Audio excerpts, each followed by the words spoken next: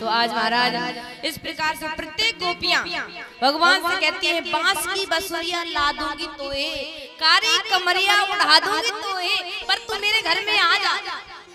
और इतने पर भी नहीं आता है तो कहती है राधा को संग लेते, यदि अकेला भी तुम्हें निमंत्रण दे रही और तुम अकेले नहीं आ रहे तो राधा को संग लेते आना और मैं नाचूं तुम बंसी बजाना। अरे माखन खाने ना सही मुझे नचाने के लिए आ जाओ। तो कन्हैया जब गोपियां भाव से बुलाती हैं तो कन्हैया दौड़े दौड़े उनके आंगन में चले जाते हैं। और महाराज जब गोविंद पहुंच जाते हैं तो कन्हैया जो गोपियां कह रहे थे कि मैं नाचूं, और महाराज वो तो नहीं नाचती हैं, लेकिन कन्हैया से कहती है, कन्हैया जब आ जाते हैं तो कहते हैं माखन दो, तुमने मुझे बुलाया मैं आया। तो आज महाराज वही कहती हैं कि ठुमुक ठुमुक पग नाच दिखाओ, प्रेम से काना माखन खाओ। हे कन्हैया पहले नाचो फिर बाद में माखन दूंगी। गोपियों का वो प्रेम कन्हैया को जो जिसके कहने पर जिनकी माया से सारा संसार नाचता है, आज माधव को ब्रज की गोपियों का प्रेम है। अहीर की छोहरिया छचिया भरी छाछ पर नाच नचा। तो मानो आज परम परमेश्वर गोपियों के प्रेम में बंद करके नाचता है। कन्हैया ने बहुत प्रकार से ऐसी लीला की। बोले एक समय क्रीड़ा करते करते कन्हैया ब्रह्मानंद घाट पर पहुंच जाते हैं। एकदा क्रीडमानस्ते रामाध्या गोपेदार का कृष्णो मृदम भक्षितवानिति मात्रे निवेदयन्। बोले एक बार कन्हैया ब्रह्मानंद घाट पर पहुंच जाते हैं और मन में सोचते हैं कि यह ब्रज की मिट्टी में इतनी ताकत कि यह ब्रज ने मुझे उस बैकुंठ से खींच लिया और मैं नीचे चुम्बक की तरह खींचा चला आया। तो ये ब्रज गोपियों का प्रेम है या फिर इस मिट्टी की, इस ब्रज रज की शक्ति है?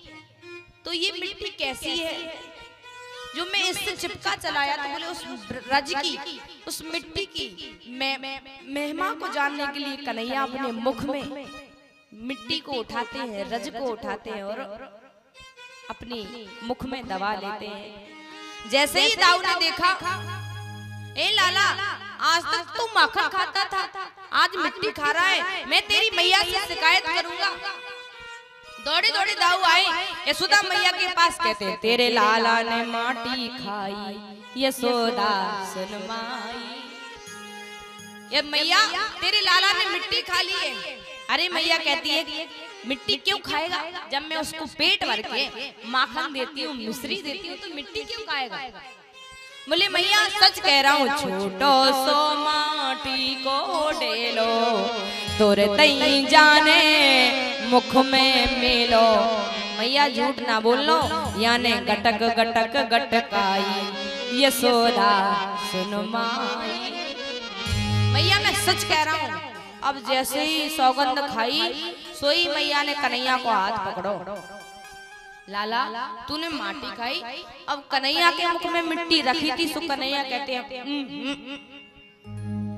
लाला तू बोल, तू सच बता, तू मेरी सौगंध खा, तूने मिट्टी खाई? तो कन्हैया कहते हैं अब कन्हैया के मुख में मिट्टी रखी है तो कैसे कहे कि नहीं मैया मैंने नहीं खाई।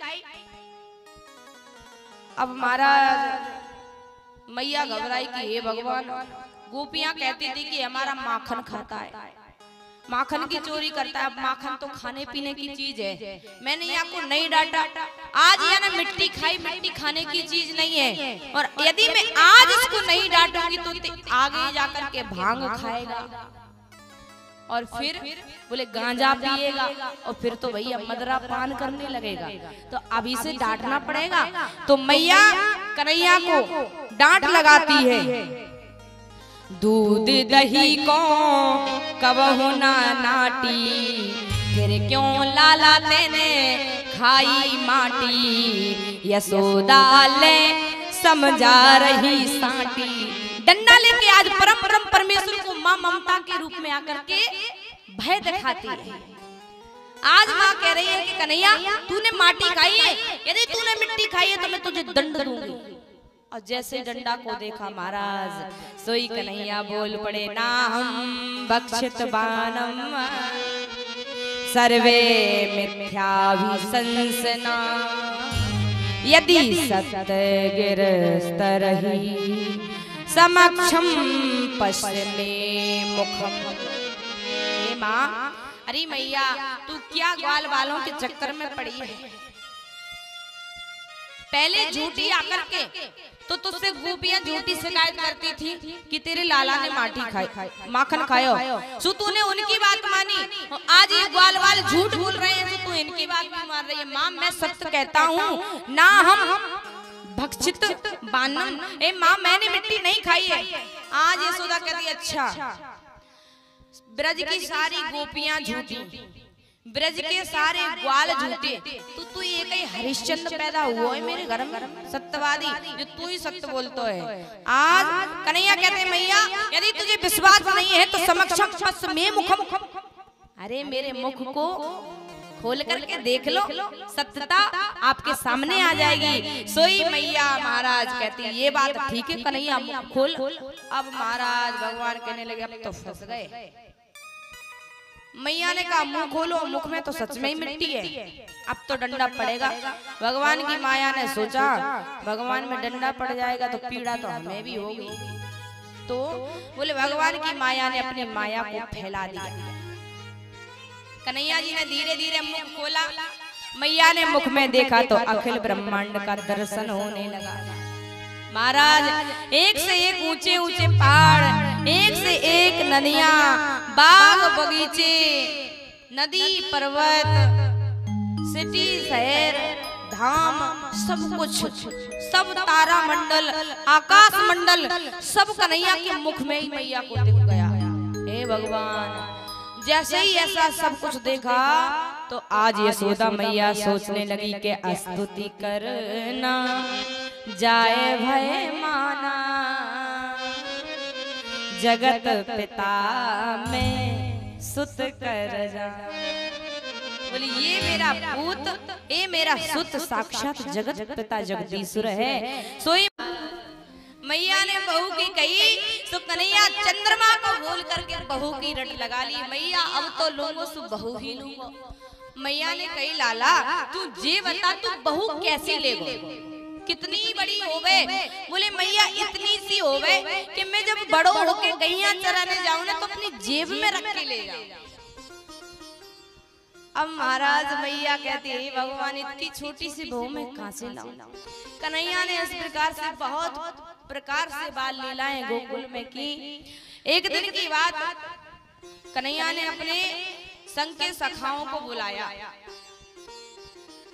और कहा कि सखाओ एक बात कहूं, आज से हम नया खेल खेलेंगे।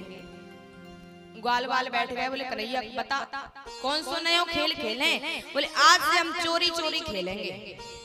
कन्हैया के मित्र कहने लगे दारी के चोरी करेगा तो डंडा पड़ेंगे, और यह ब्रज की मैया या ब्रज की ग्वालनी इतनी बेकार है, पकड़ लेवेंगी तो बड़ी पिटाई करेंगी, हम तो चोरी नहीं करेंगे। और कन्हैया एक बात बता, तेरे घर में काय चीज की कमी है? तेरे बाबा के घर में कछु चीज की कमी ना है, दूध दही की कमी ना है, 9 लाख गैया है, भरपूर माखन मिश्री होवे। अब बता तू का चीज की कमी है?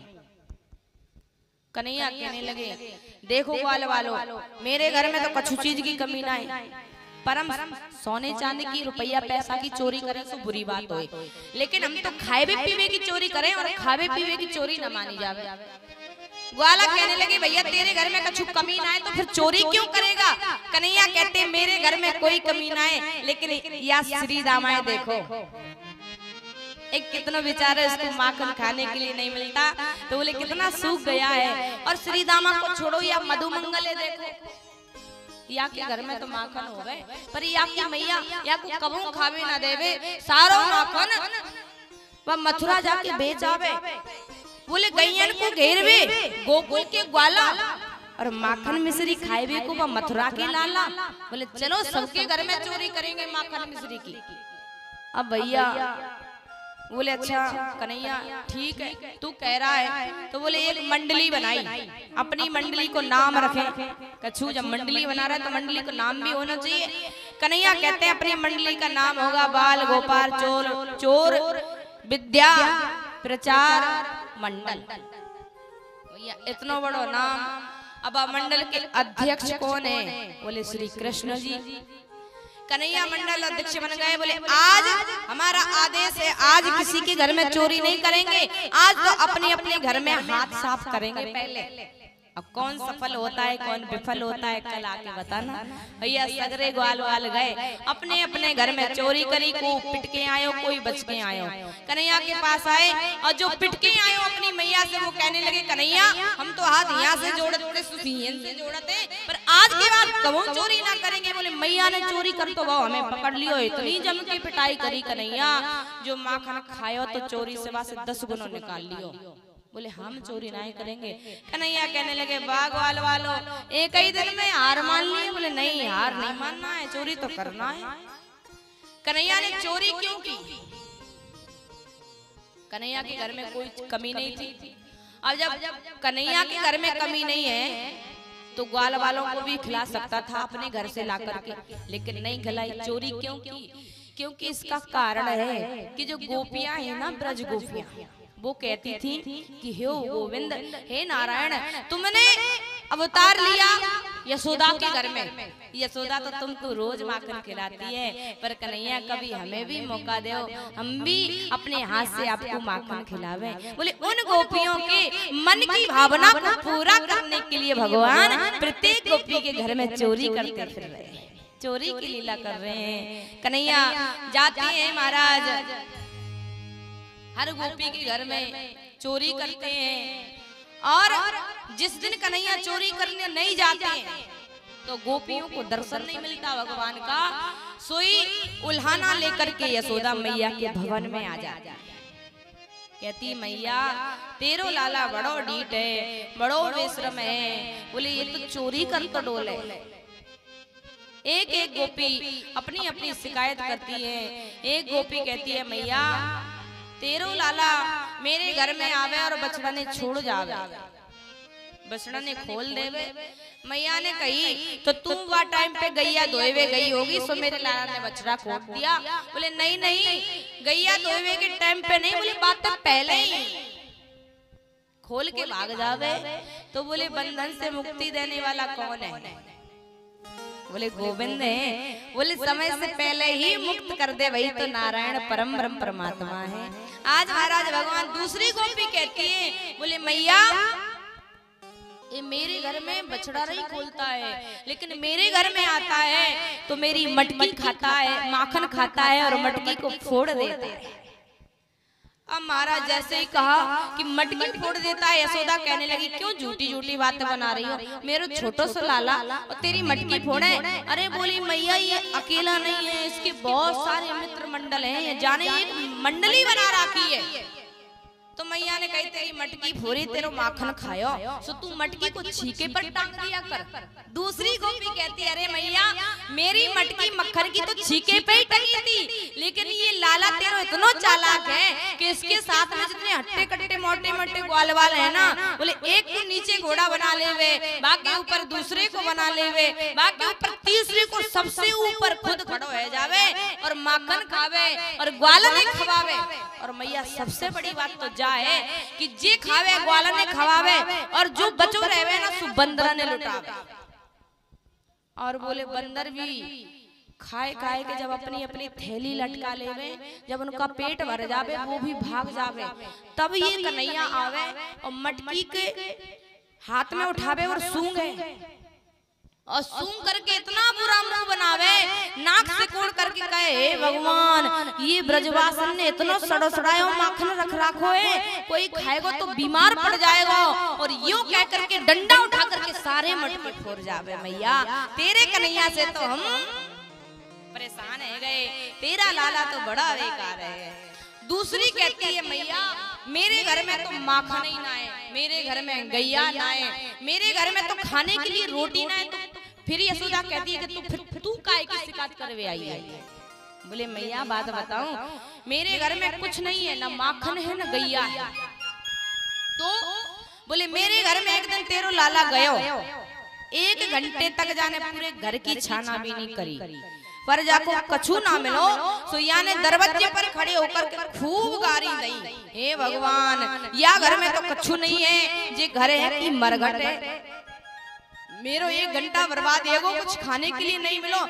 और इतनी गारी दे करके ये मेरे जिस कमरे में मेरी बेटी सो रही थी उस कमरे में जी गया। अब मेरी बेटी तो बढ़िया खर्राटे में जाके सो रही थी छोरी, और छोरी की लंबी सी चुटिया थी तो खटिया से नीचे लटक रही थी। तो यशोदा ये तेरो लाला इतना नटखट है कि लटकती हुई चोटी को पकड़ करके इसने खटिया की पटिया से बांध दिया और कान में जोर से आवाज लगाई, बोले हौवा। और जैसे ही लाली के कान में आवाज गई कि हौवा, सोई लाली घबराए के उठी, और जब कनुआ तो भाग गयो, लेकिन मैंने यहाँ को भागती हुए देख लियो। तो मैया जिनके घर में माखन होवे उनके घर में तो जो माखन खावे, जिनके घर में ज्यादा माखन होवे सो बंदरा ने खावे वो मटका फोड़वे, और जिनके घर में ना होवे उनके घर में जावे गारियां देवे, उनकी छोरियों को हौवा से डरावे। बोले ऐसे कन्हैया की शिकायत करती है महाराज सारी गोपियां।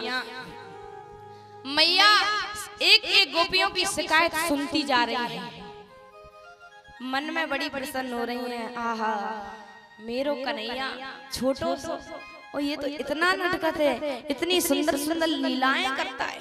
लेकिन ध्यान रखना कन्हैया बिनु बुलाए किसी के घर नहीं जाते हैं। जरूरी नहीं है कि तुम मुझे ऐसे निमंत्रण देने के लिए जाओ, नहीं, गोपियां अपने घर आ जाती हैं शिकायत करके और फिर बुलाती हैं, कन्हैया हे गोविंद आओ मेरे घर में माखन खाओ। और जब गोविंद नहीं आते हैं, कन्हैया नहीं आते हैं कि तुम मेरे घर शिकायत करने आई थी, मैं नहीं आऊंगा, सो लालच देती हैं, लोभ देती है और कहती हैं कारी कमरिया ला दूंगी तो है कन्हैया।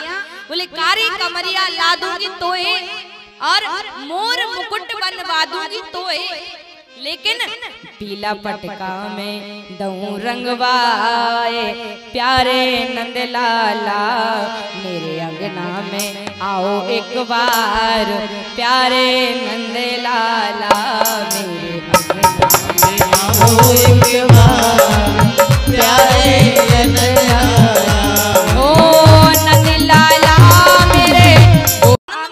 सुखमय रहता है, ऐसे सुख के धाम प्रभु राम है, जो सुख धाम राम अस धाम। तो कई लोग कहते हैं कि गुरु वशिष्ठ जी ने नामकरण किया, नाम रखा, लेकिन नहीं, राम जी का नाम तो पहले से ही है, क्योंकि त्रेता युग में राम जी का नाम रखा गुरु वशिष्ठ जी ने, लेकिन राम जी का नाम भूत भावन भोलेनाथ तो पावन काल से लेते चले आ रहे हैं। तो पहले नामकरण किसने किया, राम जी के नाम की उत्पत्ति कैसे हुई? बोले हमारे वेदों के 100 करोड़ श्लोक की उत्पत्ति हुई। कितने?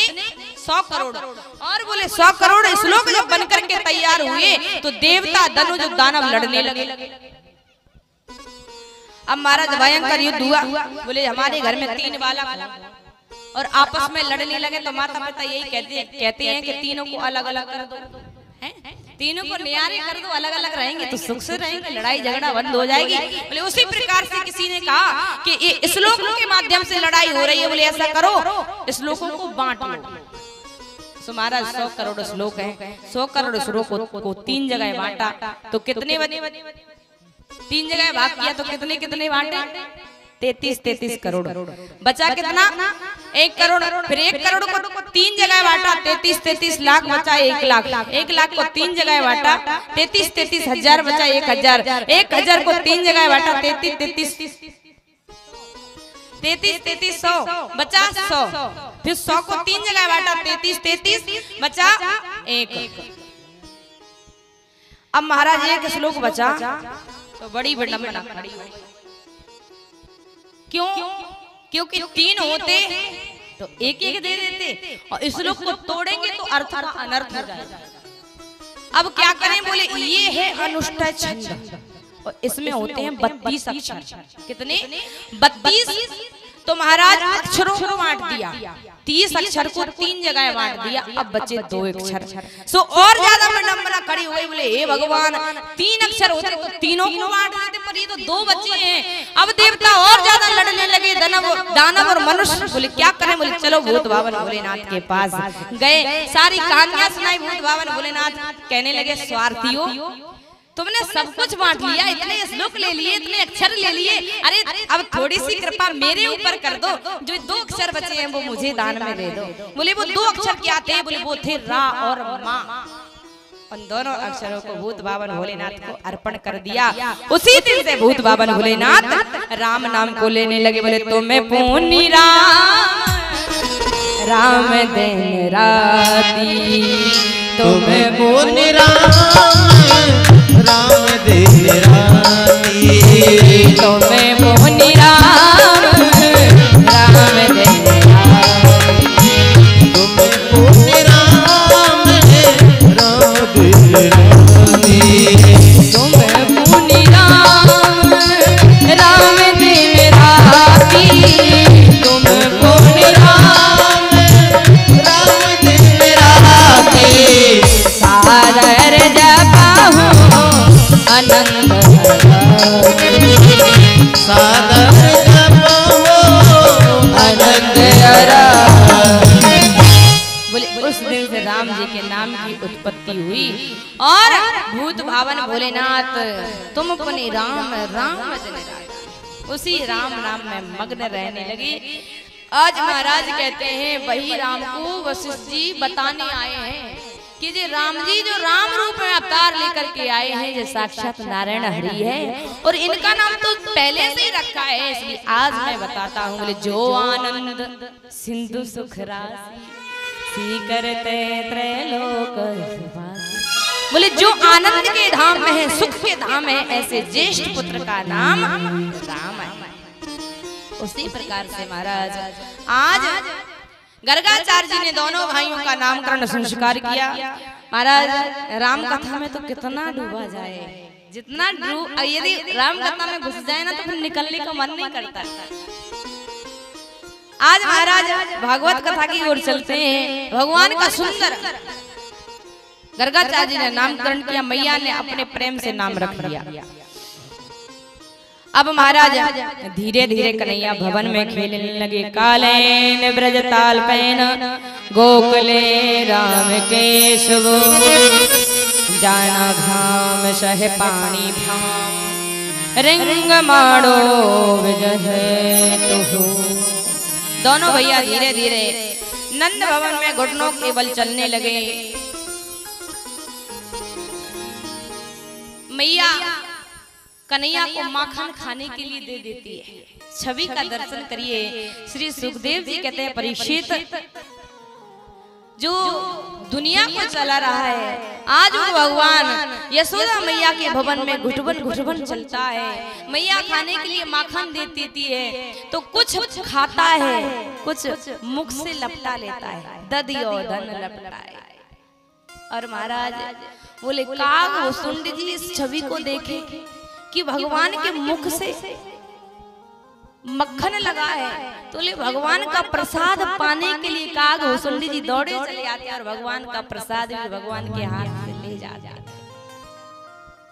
आज महाराज बोले भगवान का प्रसाद हमें यदि मिल जाए तो साक्षात भगवान का दर्शन हो जाता है।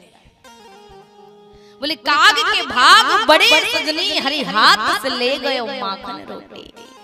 आज परीक्षित को ऐसे भगवान ने बहुत प्रकार से कथा सुनाई। बोले जब कन्हैया रोते हैं ना तो मैया कहती है लाला तू रो मत, मैं तेरे लिए बड़ा अच्छा खिलौना लाऊंगी। बोले मैया क्या लाओगी? तो मैया कहती है मैं तेरे लिए चंद्र खिलौना ला दूंगी, लेकिन तू रोना मत, तेरा रोना मुझे अच्छा नहीं लगता। और जैसे कन्हैया को चंदा दिखाया मैया ने, सोई कन्हैया रोने लगे। मैया अब तो मैं खेलने के लिए यदि कछु लूंगा तो चंदा लूंगा और मुझे कुछ चाहिए ना। हट पकड़े नंदलाला मैयारी मोहे चंदा ला दे, चंदा ला दे मोहे चंदा ला दे। हट पकड़े नंदलाला मैयारी मोहे चंदा ला दे। आज आज मैया चंदा मैया फंस गई अपनी बातों में। हे भगवान, मैंने क्या मुख से बात निकल गई, मैं कैसे चंदा लाऊंगी? चंदा तो आकाश में बसता है। अब क्या करूं? मैया के मन में उपाय आया कि बालक तो है। बोले क्या करूं? बोले एक बार दर्शन करा दूंगी। सोई परात लाई, जल भर करके आंगन में परात रख दी मैया ने। और महाराज जैसे ही रखी तो जल में चंद्रमा का प्रतिबिंब दिख गया।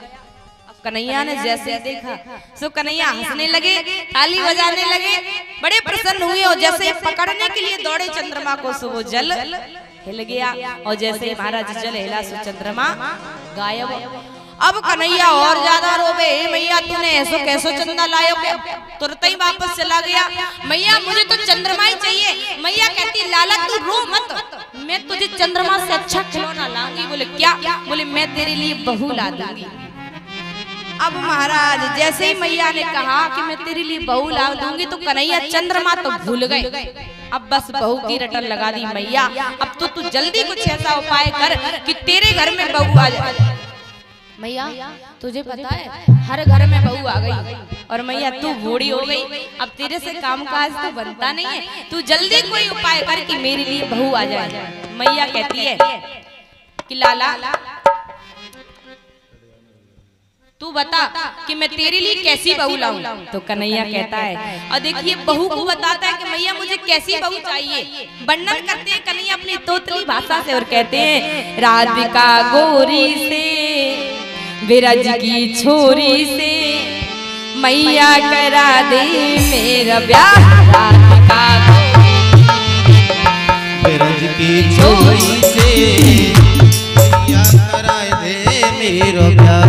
राधिका गोरी से विरज की छोरी से मैया करा दे मेरो ब्याह। राधिका गोरी से विरज की छोरी से मैया करा दे मेरा ब्याह।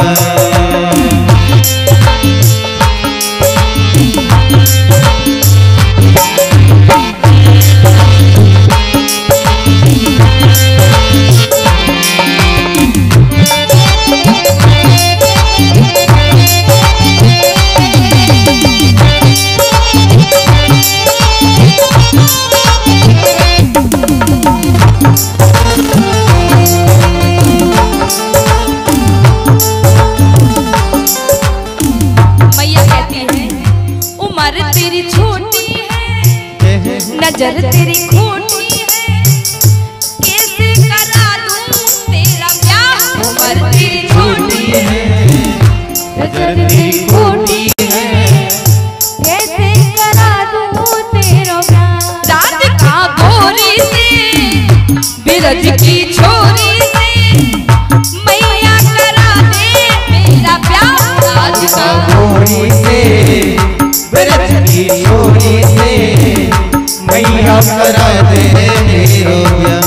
अब जैसे मैया ने कहा कि उम्र तेरी छोटी है नजर तेरी खोटी है, मैं तेरा कैसे ब्याह कराऊं? तो पता है कन्हैया मैया को उलाना देने लगे कि मैया यदि तू मेरा ब्याह नहीं कराएगी तो मैं तेरी बात ही नहीं सुनूंगा। कन्हैया मैया को उलाना देते हैं और कहते हैं कि माँ तू जो नहीं ब्याह कराए तेरी गैया आई करा। तू जो नहीं ब्याह कराए तेरी गैया आई करा। तू जो नहीं ब्याह कराए तेरी गैया आई करा। जो नहीं ब्याह कराए तेरी गैया आई करा। आज की बात मेरी मैया तेरी जहरी करना।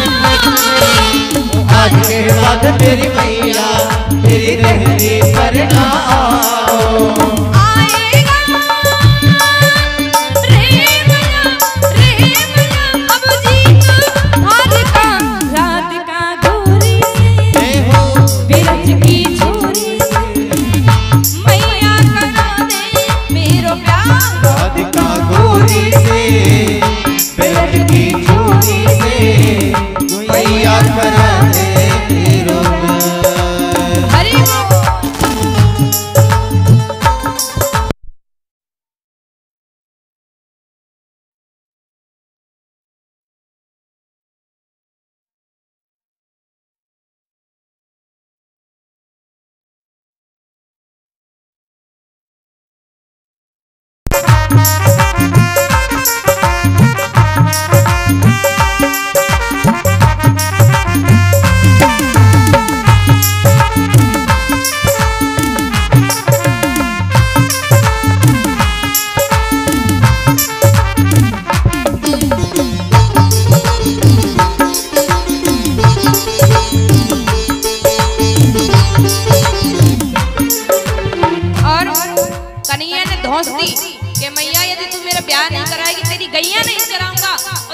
कचहरी पर नहीं आऊंगा। फिर भी मैया नहीं मानी, तो फिर कन्हैया मैया को समझ आता है और लोभ देता है।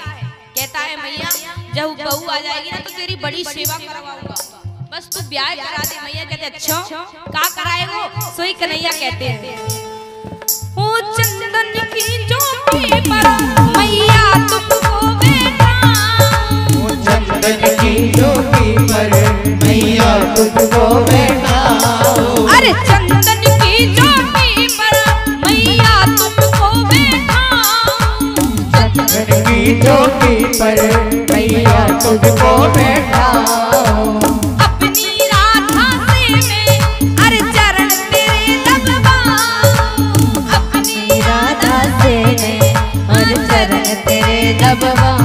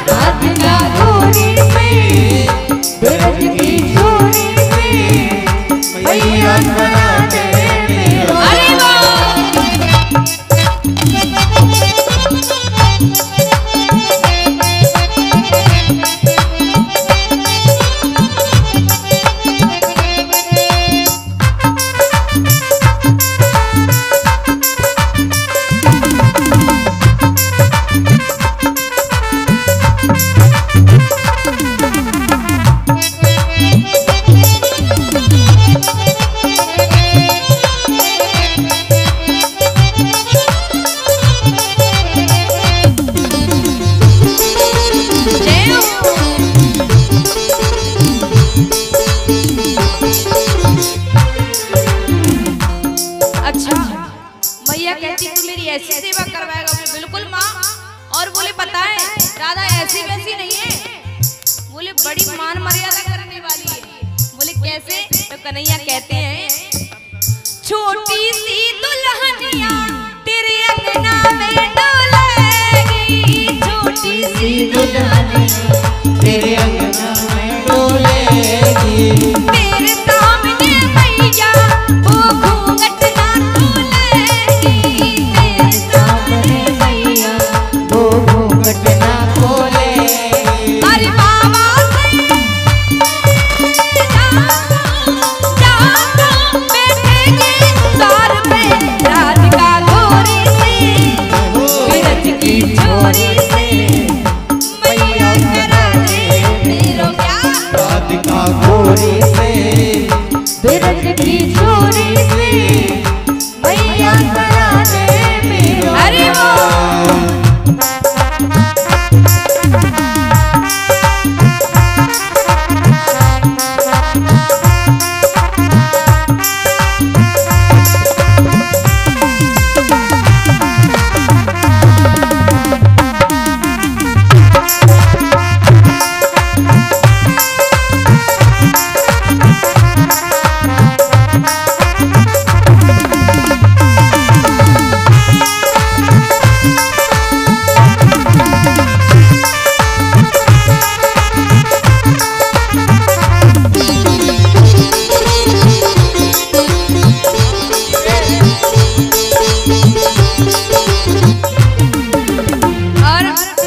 जब कन्हैया ने कहा कि मैया छोटी सी दुल्हनिया अंगना में डोलेगी और तेरे सामने घूंघट नहीं खोलेगी, और बाबा से दाऊ से जा कहूँ बैठेंगे द्वार पे।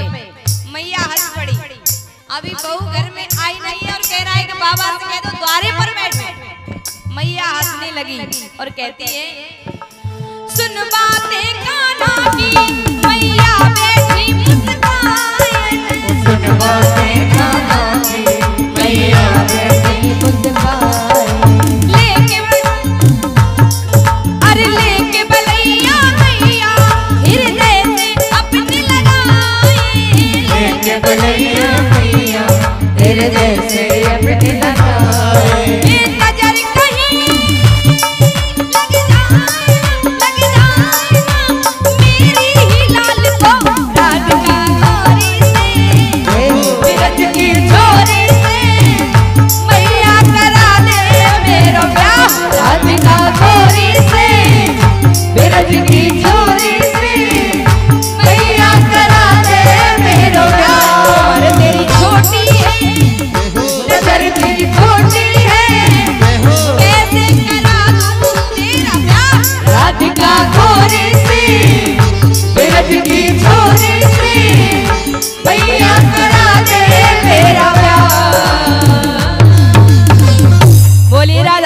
सरकार की, नंद के लाला की जय हो। तो ऐसे नहीं, सभी भक्त प्रेम से भाव से मन से बोलेंगे बोलिए राधे राधे। अभी इधर से आवाज नहीं आई, जोर से बोलेंगे राधे राधे। हाँ चलो, अब हमारे आसपास के जो ग्राम है ना, अब ऐसे 3-4 गांव के तो लोग कथा सुनने आ ही रहे हैं, जैसे कि काली पहाड़ी है, खुरई है, भितरगुआ है, इधर के तो आ ही रहे। लेकिन जयकारा ऐसे लगाना है ना कि नाद तक भी पता चल जाए कि हमारे खिचार खान पर कथा हो रही है। और जब नाद में पता चलेगा तो कछोर में तो अपने आप ही पहुंच जाएगा, है ना। तो और ज्यादा भक्त कथा सुनने आएंगे तो कहने वालों को भी आनंद आएगा और सुनने वालों को भी, कि देखो कितनी पब्लिक यहाँ पर आ रही है। तो महाराज ऐसे भगवान का नाम तो अद्वितीय अपरंपार है, भगवान के नाम की महिमा कहाँ तक वर्णन करें। कन्हैया का जन्मोत्सव बड़े धूमधाम से मनाया। बोले एक दिन की बात, गर्गाचार्य जी की श्री वसुदेव जी से भेंट हुई। वसुदेव जी ने कहा महाराज आपकी बड़ी कृपा होगी यदि आप गोकुल जाकर के मेरे लाला का नामकरण कर आवे। गर्गाचार्य जी ने कहा जैसी आपकी इच्छा। गर्गाचार्य जी गोकुल गए, पहुंचे नंद भवन में। नंद बाबा ने देखा, प्रणाम किया चरणों में, अहो भाग हमारे, आप हमारे घर पधारे, आइए महाराज। स्वागत सम्मान किया। महाराज वसुदेव जी के भेजी हुई पुरोहित तो आई गए घर में। तो नंद बाबा कहते हैं कि महाराज मेरे बेटा पर जब से इसका जन्म हुआ प्रतिदिन कोई ना कोई राक्षस आ जाता है, प्रतिदिन कोई ना कोई आपत्ति आ जाती है। आप मेरे बेटा की ग्रह दशा देखिए, मेरी ये समझ में नहीं आता कि इस पे कौन सा 7.5 चल रहा है। आप जरा विचार करके बताइए। तब महाराज गर्गाचार्य जी कहते अच्छा तो नंद बाबा आप नाम बताइए, आपके लाला का नाम क्या है। नंद बाबा कहते हैं महाराज नाम तो अभी, नामकरण तो अभी हुआ ही नहीं है। गर्गाचार्य जी कहने लगे जय हो, 1 साल का बेटा हो गया अभी नामकरण नहीं हुआ। बोले नहीं हुआ तो आप करिए। गर्गाचार्य जी कहते हैं नामकरण तो हम कर देंगे लेकिन धूमधाम से नहीं, एकांत में। बोले ठीक है। बोले कोई हल्ला गुल्ला नहीं होना चाहिए। नंद बाबा ने कहा जैसे आपकी इच्छा। नहीं होगा महाराज। बोले चलो तो फिर गौशाला में चलते हैं, एकांत तो वहीं पर है। तो महाराज गर्गाचार्य जी पहले गौशाला में पहुंच गए। नंद बाबा ने दोनों माताओं से कहा, रोहिणी से और यशोदा से, कि देवियों आज हमारे बेटा का नामकरण होगा, जल्दी से नहला धुला करके तैयार कर दो। मैया ने, दोनों माताओं ने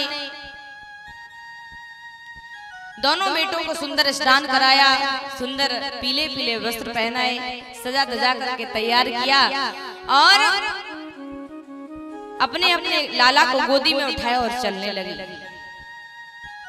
तब रोहिणी कहती है कि मैया या महात्मा को हमने बड़ो नाम सुन रखा है कि बड़े ज्योतिष के ज्ञाता हैं, बड़े विद्वान हैं। यशोदा कहती है तो सुन रखा है तो ठीक है, लेकिन आज हम बोले इसकी परीक्षा लेके देखेंगे कि सच्चो ही महात्मा है, ज्योतिष को ज्ञानी है कि नहीं है। तो बोले कैसे ले। यशोदा कहती है छोटी सी बात। बोले क्या। बोले तुम हमारो लाला ले लो, हम आपको लाला ले लेते और वहां जाएंगे, चुपचाप बैठ जाएंगे, और यदि महात्मा पहचान लेगा तो सच्चो मुच्चो पंडित है, और नहीं पहचान पाएगा तो ऐसा ही। ठीक है। तो आज महाराज रोहिणी का बेटा यशोदा जी ले लेती है और यशोदा जी का बेटा रोहिणी माता ले लेती हैं। दोनों वहीं महाराज जाकर के चरणों में प्रणाम किया, बैठे। गर्गाचार्य जी ने जैसे ही भगवान को देखा,